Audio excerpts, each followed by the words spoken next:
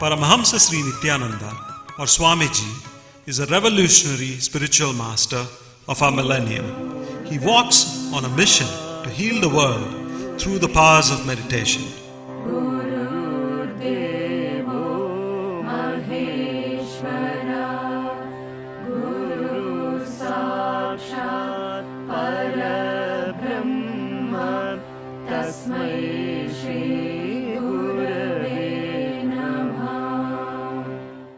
Swamiji chose to be born as Rajashekaran in the sacred town of Tiruvannamalai in southern India. Mastering yoga and rigorous spiritual practices at a young age, Rajashekaran finally left home for the Himalayas in the quest of the ultimate truth.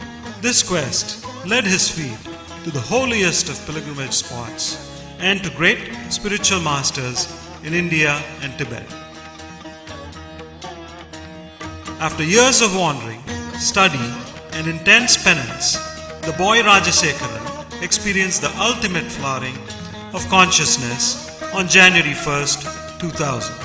Rajashekaran became Paramahamsa Sri Nithyananda. Guided by a divine vision, Swamiji set up Dhyanapita, a worldwide movement for meditation in Bidadi near Bangalore in India.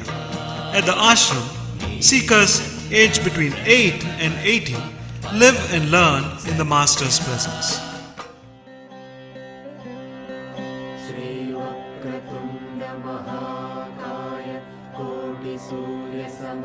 Ananda healing, a unique healing science formulated by Swamiji, has been baffling the medical world by curing diseases ranging from migraine to cancer. Qualified individuals are also initiated by Swamiji into Ananda healing. Today there are over 300 healing centers and over 700 healers worldwide. The Ananda Spurana program is an intensive workshop for chakra healing and meditation that brings together philosophies and techniques from the world's major spiritual streams. The Nithyananda Spurana program, or NSP, is an advanced level course where participants work on all their 7 energy bodies. Ananda Yoga is an introductory program to help integrate meditation into our normal lifestyle with practical and powerful techniques to cope with work stress, ill health, and failing relationships. Swamiji also reaches out to people with dhyana satsangs or mass meditation camps that take meditation to the remotest towns and villages of India. Swamiji travels the world, committed to spreading awareness about the role of individual transformation in shaping global communities. With a pragmatic vision that links Eastern philosophy to the Western scientific thought, Swamiji continues to awaken humanity to the significance of spirituality in our time.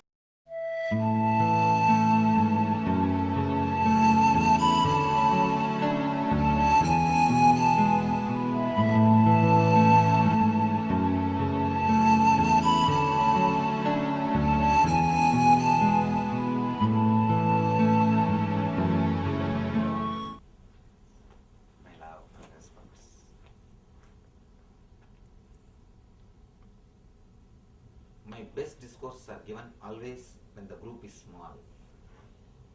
People ask me, Swamiji, generally public speakers, they speak when the crowd is more. They are in their maximum, they are in their total, they are in their optimum when the crowd is more. But all your best lectures are delivered only when the group is small. Why it is totally opposite in your case, Swamiji? If you are addressing a political meeting, if it is political, you need number counts. quantity counts. If it is spiritual, the quality counts. It's not the quantity, it is the quality. How many are willing? That is why in all tradition, not in one tradition, in all tradition, mystics always live away from the society. It's one of the technique to find out who are really interested. So who are really interested, they will travel. If it is a India, always in Himalayas. If it is a Japan, always in the caves where the Zen masters stay.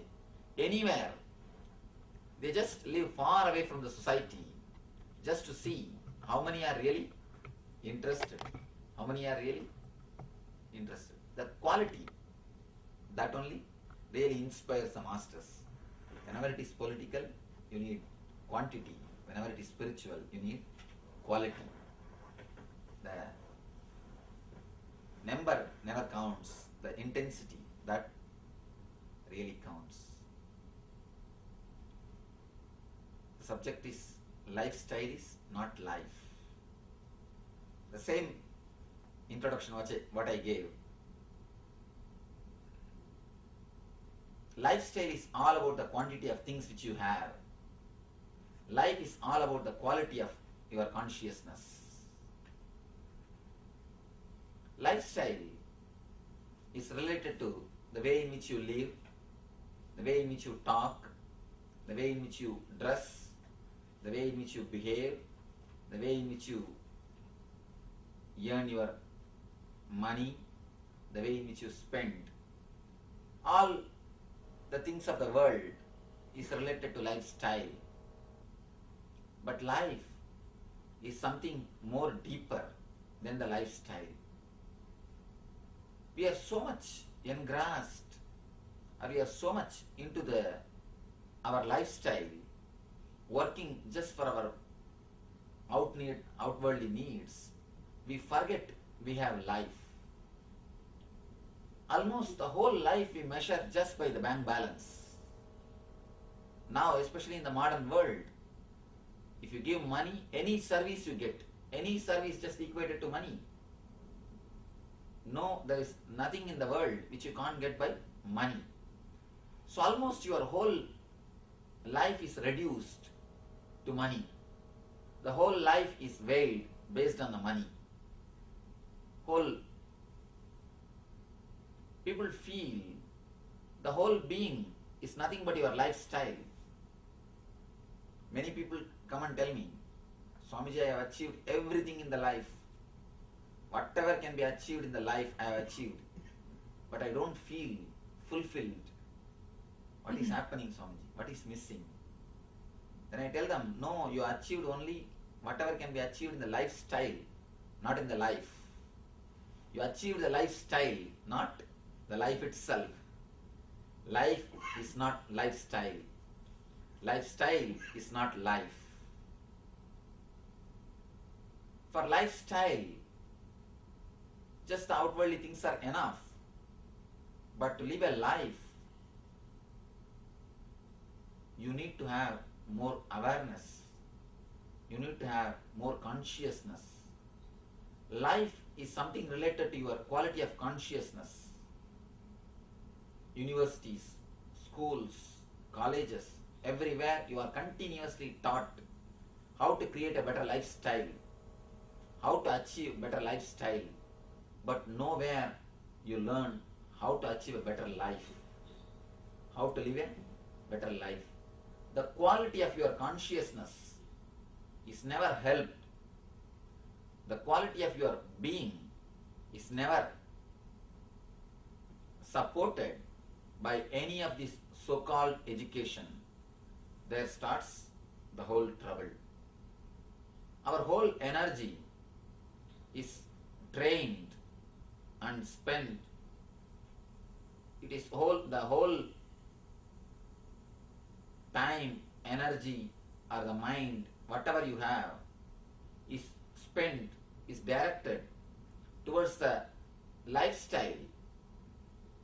And people are so much bothered about the nail, about the decoration of the nail. What do you call here? There are special shops where they No, not only that. There's a special name for hand nails and Manicure. manicure. We so much bother about the manicuring. And then for legs, what they call? Pedicure. Pedicure. We are so much bothered about it, but we forgot the important aspect of your being, your mind, your very being, your awareness, which is much more important than anything else. Lifestyle is all about how to make, how to purchase, how to get bigger cart. Lifestyle is about king size or queen size bed. Life is about how deeply you sleep. We did all our things for lifestyle to increase the height of our bed, but we forgot to increase the depth of our sleep. We worked so much for the lifestyle, we forgot about the attention which we need to send, which we need to diverse towards the very life itself. Why we are so much bothered about lifestyle? Because we do not know anything about life. We think lifestyle itself is life. The main thing you need to understand, lifestyle is very poor substitute for life. The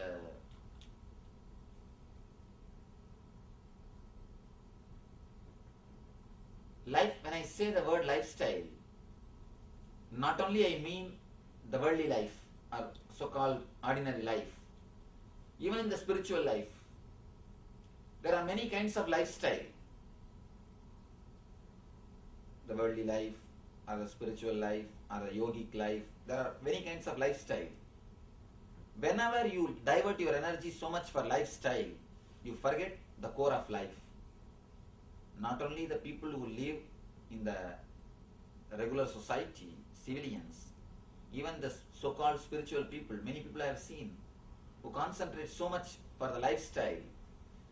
When I say lifestyle in the spiritual field, I mean rituals. When they are caught in the rituals, from morning till evening they spend their time in the rituals. Rituals is a lifestyle of spiritual guys. So again, they miss the whole life. Whenever you are engrossed in creating the bed, you forget you are supposed to sleep. Small story. Nasruddin is very famous for his memory. He forgets anything within few minutes. One day, he wanted to go and do 3 things in the house. So he made 3 knots in the kerchief. Went back to the house, did 2 things. The 3rd thing he is not able to remember. He is sitting, trying. Whole night he is trying to recollect that. What is the 3rd thing which I am supposed to do? I am not able to remember. Early morning around 4 o'clock, suddenly he remembered, I thought I should sleep relaxed way. That is the reason I put this 3rd knot. He made the 3rd knot so that he will go and sleep in a very relaxed way. But thinking about the 3rd knot and searching for the 3rd knot, what for he put? He lost the whole night. He lost the sleep. When you are caught in the lifestyle, you miss the life. When you are too much engrossed in the lifestyle, you miss the core of the life. There are 7 planes in which you live your life. There is a 7 major emotion. The other day I was reading a beautiful book. It's a wonderful book on movies, Hollywood movies. A big research work. The guy who is the author of that book, he says, still now, thousands of movies have come. All those Hollywood movies can be classified under 7 titles. There is only 7 story in whole Hollywood field. There is only 7 story.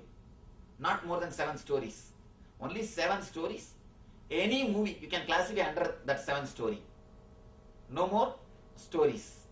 Only 7 stories are written, and the same 7 stories are in a different way, they are cooked and served to the society. And I was shocked when I read that 7 core stories which he has presented. All the 7 are exactly relating to the 7 major emotions depicted by Patanjali. I was shocked. If you have done our meditation course, you know about the 7 chakras I speak. That 7 chakras I speak about 7 emotion. I was surprised. All these 7 stories, the core point is the 7 emotions. So, 5,000 years ago, Patanjali declares there are only 7 emotions based on which you live. That 7 only we call it as 7 planes, or 7 different space in which you relate with the world. The mythology says 7 lokas. It is not 7 lokas. It's not 7 worlds. 7 loka means 7 world. It's not 7 world. 7 different way of looking at the same world. When you have a green glass, you look at the whole world as a green thing. When you have a black glass, the whole world looks very black. So 7 different ways of looking into the world. When you are centered in 7 different emotions, you look at the world in a 7 different way. You enjoy the world in a 7 different way. The first plane, the first is sex, because from that plane only you are taking birth. Sex is the space from which you are born. Sex is the space from which you are coming out. The sex, the lifestyle of the sex is fantasy. Living filled with imagination and fantasy. Just seeing the outwardly things. That is why continuously anybody who falls in love with somebody and gets married, he always feels the other has cheated him. She says he has cheated me, and he says he has cheated me. He says she has cheated me, and she says he has cheated me. In this country, the he-she big problem. Because now lawyers also agree the he-she. Anyhow, we always feel the other has cheated us. The other never cheats. It is we who project our imaginations and gets cheated. People come and tell me, Swamiji, I am searching for a life partner. I tell them, never tell that. You are searching for a dream partner. You always search for a person on whom you can project your dreams and feel fulfilled. You are searching for lifestyle partner, not for life partner. How do you search? When you search, you think, when I go to a party, she will be next to me. And naturally, she should express my glory. She should be beautiful, or the way in which I wanted, I should be presented, or how I want to present myself. She should be coping with that dreams. And not only that, even in the life, on whom I can project my dreams and feel fulfilled, who can fulfill my lifestyle. So you continuously search only the lifestyle partner. You do not know the life partner. Life means the being, your consciousness, your very center. I can say life means the way in which you feel totally satisfied. I can say life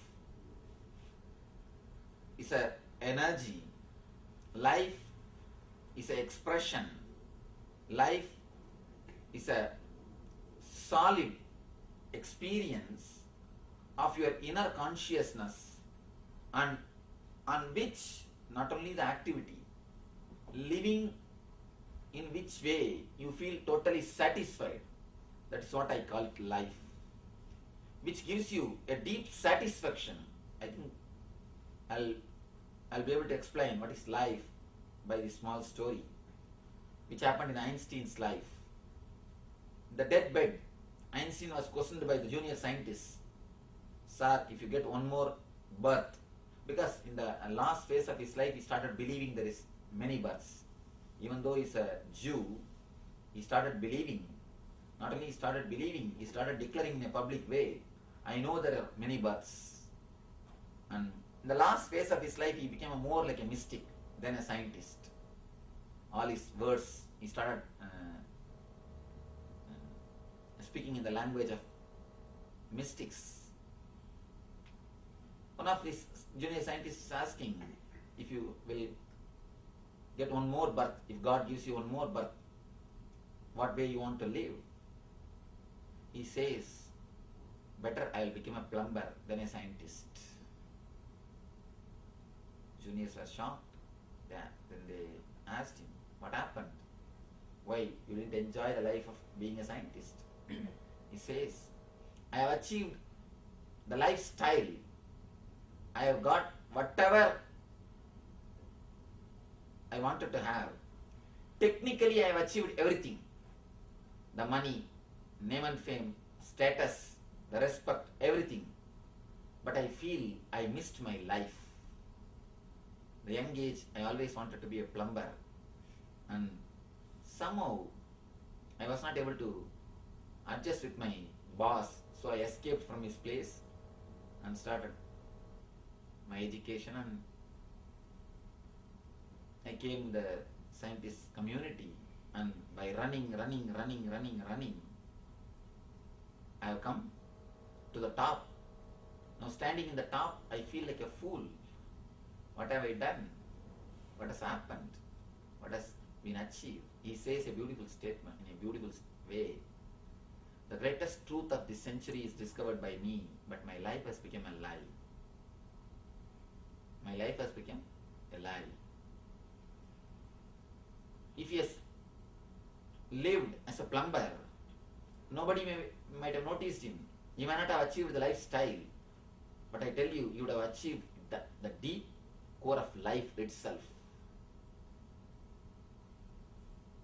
The life gives you such a deep satisfaction, such a deep fulfillment, you never bother about the lifestyle. Lifestyle is something related to your conditionings. If you are taught by your models, the actors or the ideals, wearing jeans is a lifestyle, you go for jeans. If you are taught by your ideals, the models, a different kind of fashion dress, immediately you go for that type of dress. So lifestyle is a conditioning given to you by society. Life is societal. Lifestyle, or what do you call as? Lifestyle is societal, but life is natural. Whatever comes to you as a natural is your life. Whatever is given to you by society is lifestyle. Lifestyle is the superficial thing, just a skin deep, but life is the core of your being. If you can keep in touch with your life, with your consciousness, even in the lifestyle you will be more happy. Whatever lifestyle you may live, you will be more happy. But we always run behind lifestyle. We think lifestyle needs to be changed. If you have any problem, immediately you think there is some problem in my lifestyle. No. There can be no problem in the lifestyle. If you start changing the lifestyle, you will never end. You will never end. In my camps, I ask the people, can you tell me what is worry? People always start telling me the reasons about worry. Tell them, no, don't tell me the reasons. Because if you start working on the reasons, you will never end. It's unending. Start working on the subjective experience of worry. So when you start working on the lifestyle, it will never end. Start working on the life itself. Create more awareness. Create more consciousness. As long as you are struggling with the lifestyle, you can never feel fulfilled. You can never experience the relaxedness. Man can never relax till he reaches graveyard if he is working with a lifestyle. Like even in the tomb, he may be worrying, oh, these guys have put such a simple tomb for me. If you are running, if you are continuously bothered about lifestyle, you will bother how my graveyard is polished, how my tombstone is polished. And here I heard people purchase the plats. If it's onlooking, if it's a onlooking ocean or if it's onlooking a lake or something, the rate is high. When you are too much bothered about lifestyle, naturally you run just to fall in the graveyard. Nothing more than that. There's a beautiful story in Zen Buddhism. One guy wanted to have 1 acre land so that he can grow his vegetables. He prayed to God, and instead of God appearing, Satan appeared. And Satan appeared in the form of God and said, don't worry my son, I give you the boon, not only 1 acre. Tomorrow from morning till night, whatever area you cover by running, that land belongs to you. If God means, He would have given just 1 acre, and you would have really lived happily. But it is Satan. He said, tomorrow from morning till night, whatever area you cover by your running belongs to you. This guy thought, oh, that's nice. I can walk up to 10 acres so that I will have enough space for vegetable and my house and for everything. After 1 hour he thought, I think I should walk 20 acres so that I will have for my next generation also. After 1 hour he thought, why not 100 acre? After all, God has told me, I can have a small kingdom itself.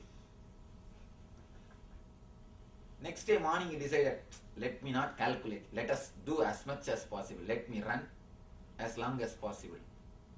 The moment sun started, he started running. By the time he was carrying his food, by the time it is 2 o'clock, his body said, please give me a little food. He thought, no, tomorrow we can eat.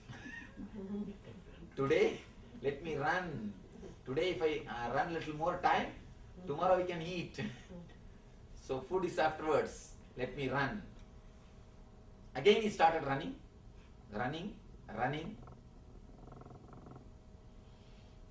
Around 6 o'clock, almost, his body is begging, please give me at least little water. He says, no, tomorrow you have water, now run. By 6:30, body said, no, I cannot even step. I cannot put even 1 step further. Please forgive me. He says, no, already there is a beautiful river. This bank of river belongs to me. Why not that bank also? So that I can have a bridge. Somehow pushed himself to cross the river. 7 o'clock, he saw that side of the river. There is a beautiful graveyard. He said, I have made enough place for the kingdom. I should make this graveyard also mine so that my people will have proper graveyard. He started running. The sun is about to set. 7:15, sun is setting. Body says, no, I can't run anymore. He said, no, just let me finish this graveyard so that I'll have a clear graveyard also for my country. He ran. The moment he saw the sun is setting, he fell and never got up. If you look little deeply, really the same thing happens to our life. We never relax. Understand? We never relax. We always postpone the enjoyment afterwards. We say, let me enjoy the life later on. Let me enjoy the life later on. When you are studying, you say, I enjoy when I am married. When you are married, you say after the kid. When you are having the kid, you say let him get educated. Then you say let me finish the job. Then you say I'll retire and then you will enjoy the social security. By the time you are retired, you are trained to run. You create a mental setup which never lets you relax. You create a lifestyle which never lets you relax. You can see, I have seen in India, he would have got married, his son would have been married, even the grandson would have been married, but he will be sitting and reading the Hindu newspaper matrimonial column with a big glass. He will be reading the matrimonial column because there is no work. Same newspaper from morning till night, he will be sitting and reading. Even the editor wouldn't have read. Why? Whether you sit with a TV or you sit with a newspaper or you sit with some magazine, but you never sit with yourself. The capacity to sit with yourself is what I call life. The capacity to sit with yourself only gives you the first glimpse of life. Even if you don't have anything to do, you start thinking. You start planning or worrying. Continuous planning or worrying also. You are continuously bothered about lifestyle. You are bothered about what you heard or what you have seen or what you have read. These three, whatever inputs are put on you is all related to the lifestyle. Either you collect the data or process the data or work it out. You are continuously engaged in these three activities: collecting the data, processing it, or expressing it. In the level of greed, sex, you run, and just to drop dead.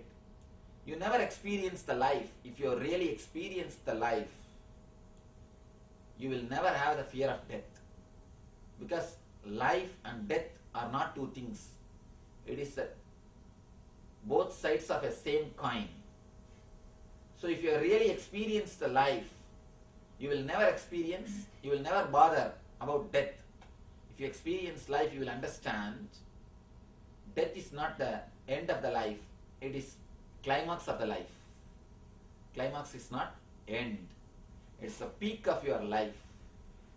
It's an intense experience, intense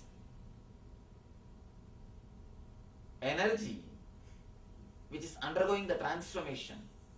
Gita says death is nothing but changing the shirt. Just like you're changing the shirt, you change your body. And changing the body leads you to inner transformation. You change, you learn the new way to live. You learn new expression to live. The second level, you are caught in the fear. Again, in the fear. The whole lifestyle is based on fear.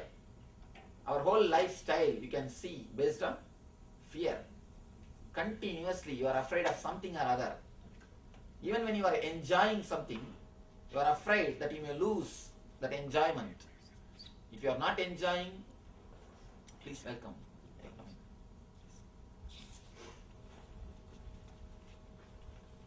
If you are enjoying something, again, you are afraid that any time you may miss it. Anytime, please give them way.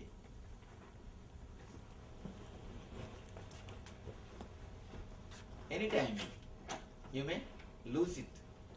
The very lifestyle is nothing but the fear, continuous fear. Your second plane is based on fear. If you experience the life, the awareness, the core of your being, you know there is nothing to be afraid. There is nothing to lose. There is nothing which you can lose. If you can lose something, let them be lost as early as possible. Better the early, you are free from it. anything which can be lost is not worth having. Anything which can be lost is not worth having. The third plane, you live in the unnecessary worrying, what I call corrupted inner chattering.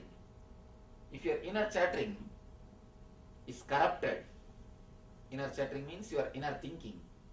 If it is corrupted and if it is continuously disturbing your own self, that's what I call worrying.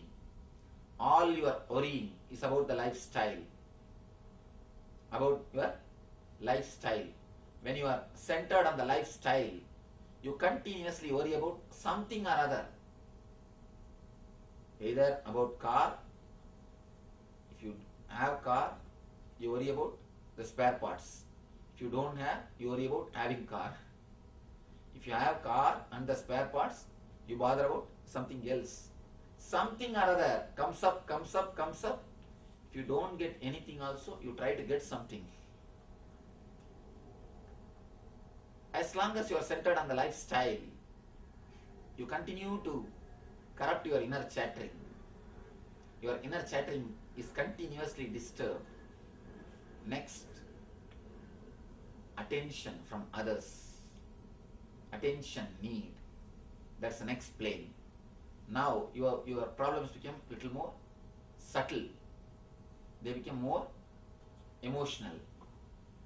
Once the basic things are fulfilled, the basic thing is sex, death and worry. Sex, fear and worry.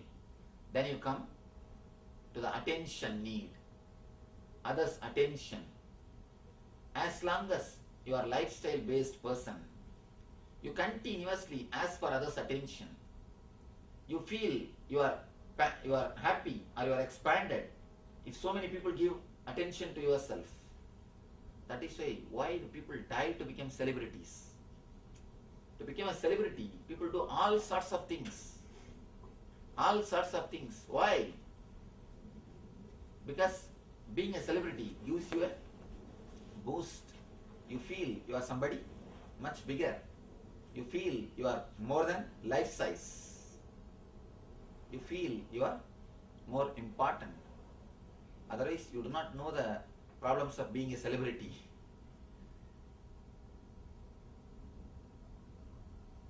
Being a celebrity, you get attention of so many people. Attention is energy. That is why politicians feel highly energetic, so active when they are among their followers. There's a thing called mob psychology. If the group is there, you will do anything. In the colleges, I have seen in Indian colleges, if the group is there, the leader will shout, "Principal, down, down." Just pick that guy up. Just pick that guy up and bring him separately. He will tremble. His whole body will tremble. The mob psychology. Whenever you feel energetic because of the group, because of the people, understand your whole lifestyle is based on attention. If somebody gives you attention, you feel you are energetic. Otherwise, you are dull. Lifestyle itself is designed by the people. We always think leaders are leading us. No, be very clear. Mass is leading the leader. Leader does what mass wants. We always have an idea. Mass does what leader wants. No, it is the other way. Leaders are doing what mass wants. Leaders are the worst slaves according to me. Leaders are the worst slaves because they are continuously receiving energy only by the attention of the people. Their energy is not based on themselves. It is based on so many persons. So if somebody's attention is missing, they feel they have lost something. So if you are based on the lifestyle, in the next plane, you bother continuously about others' attention. Only if somebody gives you the certificate, you feel fulfilled. Otherwise you feel dejected, you feel miserable, you feel something you have missed. Next is low self-esteem. Again, in this plane, Why you feel low self-esteem at all? It is just based on others' opinions, because of others' attention. If many people say, you are nobody, you are nobody, you are nobody, you really feel you are nobody. You really start experiencing you are nobody. The opinion from others, based on that only you create opinion about yourself. According to me, you know about yourself from others' opinion. Why? Because you do not know anything about yourself. You create a personality just based on others' opinion, and you start believing you are that. Opinions are poor substitute for experience. If you experience about yourself, you will have solid knowledge. But if you are based on your lifestyle, if you are just based in the outwardly way, you can see very clearly your life just wants continuously other certificate. The more certificates you get, you feel you are more bigger. If you are based on life, you will have a tremendous deep satisfaction by what you do, not by what others say. By what you do, not by what others say. If the next ego, the next space is, one is low self-esteem, the sixth plane is high self-esteem. Low self-esteem means showing yourself or imagining yourself much less than what you are. High self-esteem is imagining yourself much more than what you are. Again, this is also based on others' opinion. If your lifestyle is too big, you think your life is also too big. You weigh yourself by the cars and bungalows which you have achieved, not by the quality of consciousness which you have achieved. Yesterday, the news reporter was asking me, how can you have so much of wisdom in such a young age? How is this possible? I told him, wisdom does not mean the experience.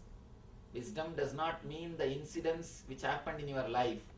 Wisdom means the intelligence or the right thing which you have learned from the experiences of your life.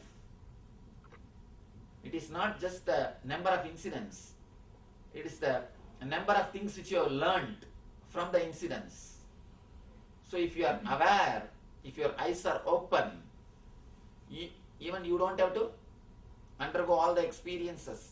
Life is too short to commit all the mistakes and learn. Life is too short to commit every mistake once and learn from the mistakes. No. Learn from others' mistakes. Learn from experiences. I was giving him a simple example. Experience means first touching the cigar fire and feeling, oh, cigar fire burns. Then touching the furnace fire and, oh, furnace fire also burns. Then touching charcoal fire, oh, charcoal fire also burns. Then touching the matchstick fire, oh, matchstick fire also burns. By the time you touch every type of fire and understand all fire will burn, your body will be ready to be burnt. Your life is over. By the time you touch all the fires and experience and find out all the fires will burn, you will become old. Your body will be ready to be burnt. This is what I call experience. That's another kind of thing. By touching one fire and experiencing it, immediately you understand all fire will burn. That is what I say wisdom.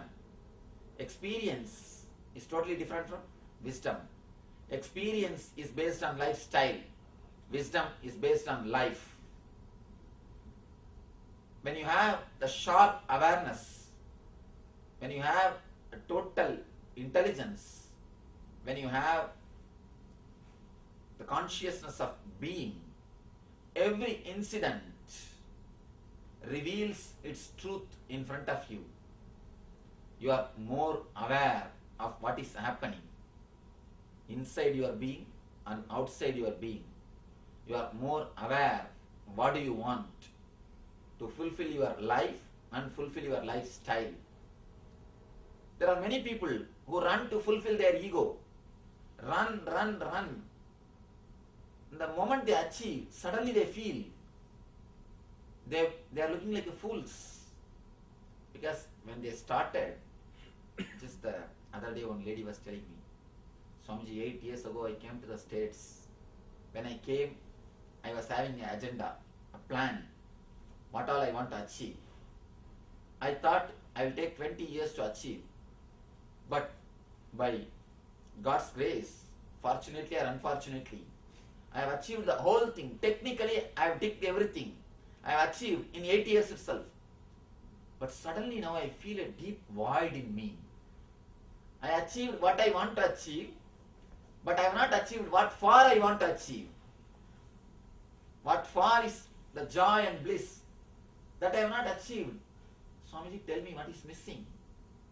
What is happening to me? I have achieved what I want to, but I have not achieved what for I want to. I always tell them, the depression of failure is much better than depression of success. In depression of failure, at least you have hope that I may achieve tomorrow. I may achieve tomorrow. You can postpone your hope and you can have hope and you can live with that hope.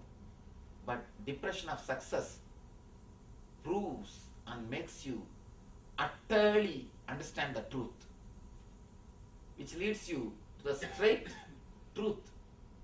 As long as you have a hope, it acts like a buffer for you. You don't feel the truth directly.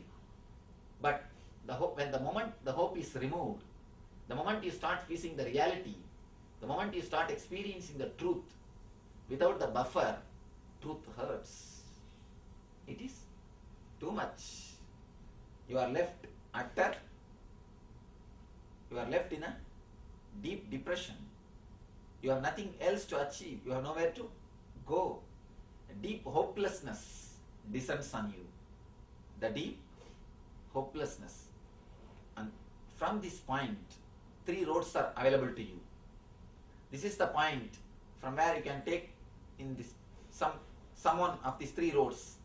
One is drugs, which majority of the people decide. When you achieve the success of, when you reach the step, the success of depression or depression of success, you are successful, but you have not achieved what you really wanted to feel. You achieved what you want to achieve, but you have not achieved what for you want to achieve. Then the depression leads you in a place from where 3 roads are taking. One is drugs. Not only drugs means, not only I mean only alcohol or marijuana, all these things. Even food addiction is an addiction. Any addiction is addiction. At least with drugs you know that you are doing something wrong. With food addiction, obesity, you do not even know you are doing something wrong. Even the obesity is because of the success of it is because of the depression of success.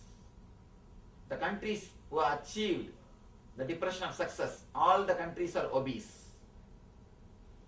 Because they achieved what they want to achieve in the lifestyle, but they have not achieved the life itself. The life is sold for the sake of purchasing the lifestyle. You sell your eyes to purchase paintings. You sell your tongue to purchase the food. You sell your legs to pay for dance class. Lifestyle is achieved, but not the root core of the life itself. In the rat race, there's a beautiful saying. The biggest problem in the rat race is, even if you win, you are a rat, that's all. Even if you win, you are a rat. So, continuously, to prove your ego, you run.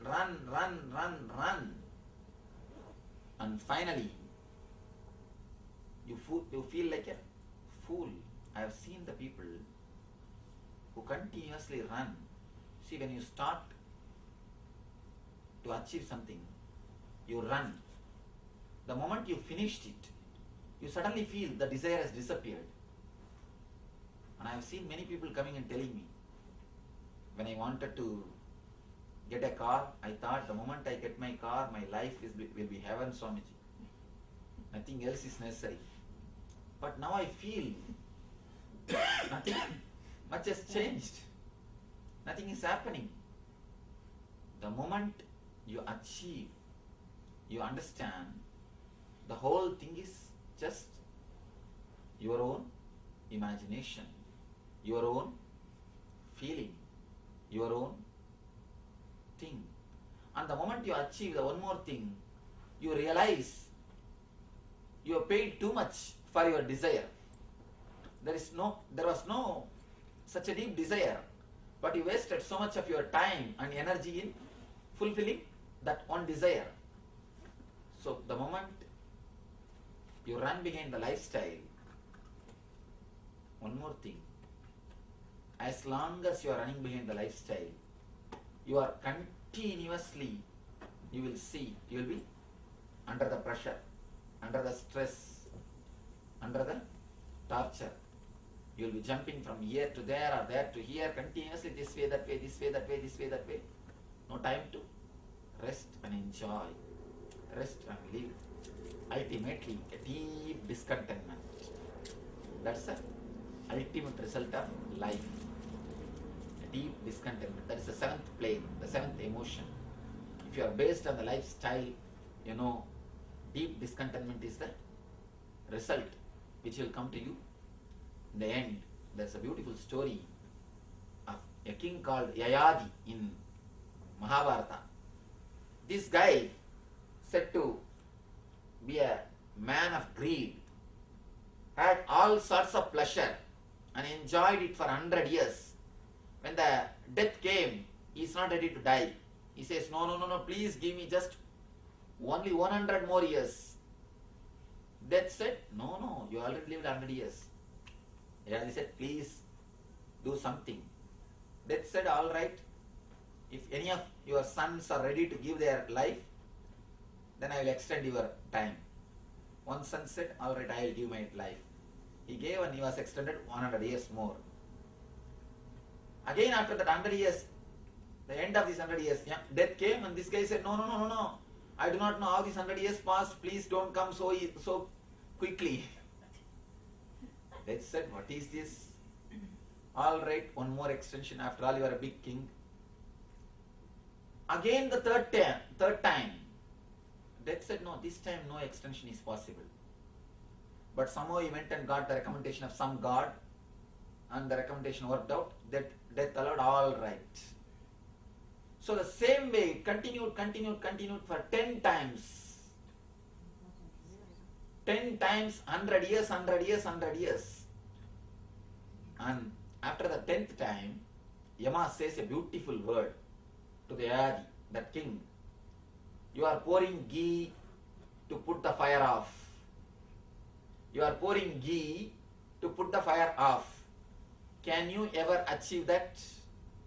Can you ever quench your discontentment by putting more sensory pleasures, increasing your lifestyle? Suddenly Yayadi had a glimpse of realization. Satori, the first glimpse of realization, Yayadi gets, and he realizes, yes, why I forgot to look back. Now I understand. How much of ghee you pour, fire can never be quenched by the ghee. So how much of life I may have, I can never feel satisfied. So lifestyle can never fulfill the life itself. And the quantity, number of years can never make you feel fulfilled. Only the quality of life can make you fulfilled. Don't add years to your life, add life to your years. If you are in the mission of adding years to your life, you will never end. You will end only in discontentment. if you are in the mission of adding life to your ears, be more aware. When I say add life to your ears, I say three things. Live in the present moment, have more awareness, and be totally conscious. When I say awareness, I am speaking about the outer world. When I say consciousness, I am speaking about the inner changes. Live in the present moment and have deep awareness about what is happening around you, and have deep consciousness. Have deep consciousness about what is happening inside. These three will give you the glimpse of what I say life, or energy, or experience, or samadhi. So, if your life is more based on the being and the consciousness, you will see you achieve a tremendous satisfaction and tremendous feeling of fulfillment happens to you. In the level of sex, instead of fantasies, you will have a deep intimacy with your spouse. The level of death, instead of fear, you will have a deep fulfillment, and you will welcome the death so that it can bring more transformation in you. The level of worry, instead of corrupted inner chattering, you will have a deep, clear planning. Instead of psychological worrying, you will have chronological planning about your life. In the level of attention, instead of asking and taking attention from others, you will start radiating the peace, you will start radiating energy by yourself. Instead of others being your energy source, you will start radiating energy independently. In the level of low self-esteem, instead of having low self-esteem or high self-esteem, you will know who you are, you will know where you are, and you will start flourishing, expanding in your own way. Next, in the level of ego, naturally, you will never work to swell your quantity of things which you have, to increase your ego, to expand your lifestyle. Instead of that, you will start learning how to enjoy the things which you have, how to live the things which you have. If you can't enjoy this ordinary sofa, you think you can enjoy the throne? Never. It is your body which enjoys, not the throne itself, not the seat itself. It's the life which enjoys, not the lifestyle. When you reach the highest plane, if you are too much oriented about the lifestyle, the deep discontentment, what happened to Yayadi will be the result. And if you are oriented on the life, deep fulfillment. There are so many great masters. Shankara left the body when he was 32, Vivekananda 39, Paramashivoham very young, Ramakrishna 50. There are so many people who left their life, who left their body when they were young, and they had such a deep satisfaction because they experienced the life. If you are oriented on lifestyle, you will continuously try add more things, more years, more time in your life.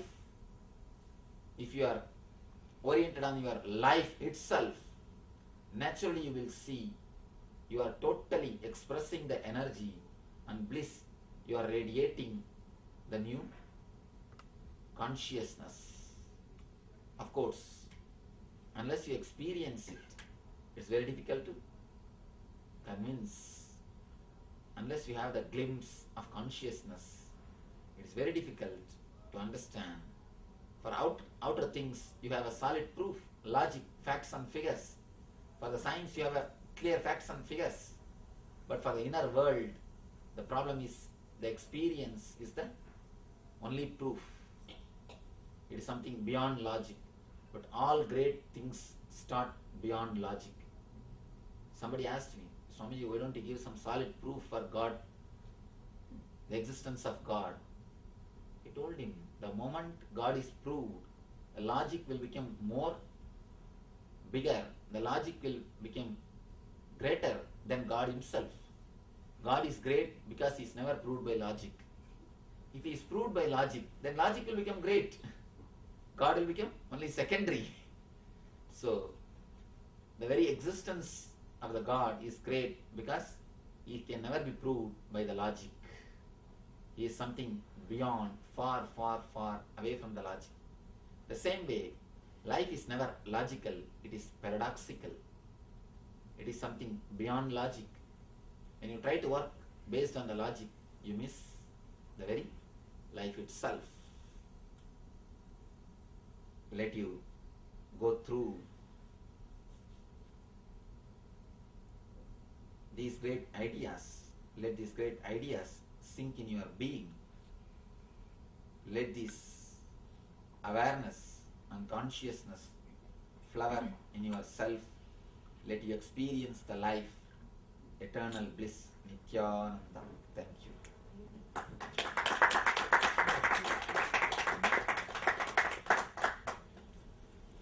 If you want to have a few minutes for question answer, you are welcome, or we will finish. One thing, you said a successful person, when he achieved, when something happens and they go to depression, there is 3 ways you said. One is drugs. What is that? The another one is addiction, drugs. The another one is suicide. Maybe instant, not immediately committing suicide, or slowly just getting faded away, staying the same depression and dying.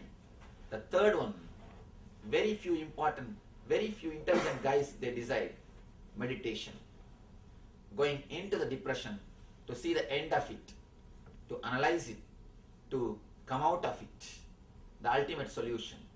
These are 3 paths. Some choose the drugs, some choose the suicide, some choose the meditation, the transformation. So it's up to us to choose which we want.